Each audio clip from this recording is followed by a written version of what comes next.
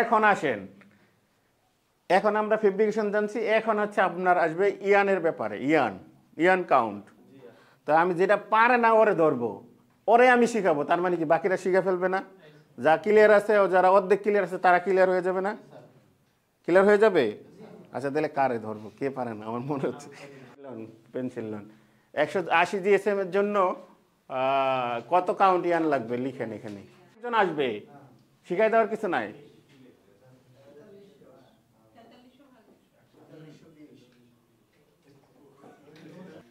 4300 কি এটা? এটা 4300 কেন আসছে? হ্যাঁ 4300 কেন আসছে? এটা কিসের ফর্মুলা? আস্তে আস্তে আমি একজনকে জিজ্ঞেস করি।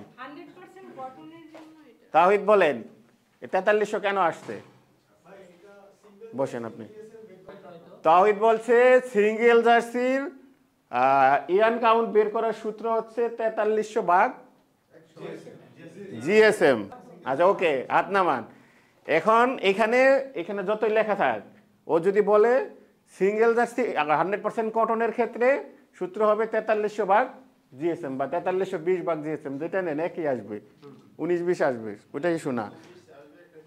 তার মানে কি কটন বলতে হবে, কটন না বললে কিন্তু এই সূত্র আসবে না। Cotton single jersey, 100% cotton single jersey, এটা না বললে তার মানে এটা ভুল বলবে, বললে তো ভুল।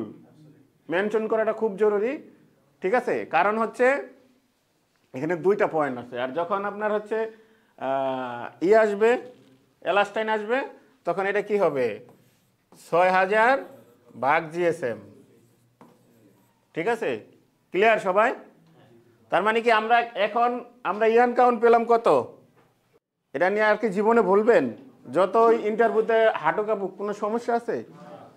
সূত্র তো বলবেন না, হাঁটু কাঁপবে কিন্তু আধা লিখবেন। হ্যাঁ মুখ কাঁপবে না, মন তো কাঁপবে না, ব্রেন তো কাঁপবে না, কাঁপবে?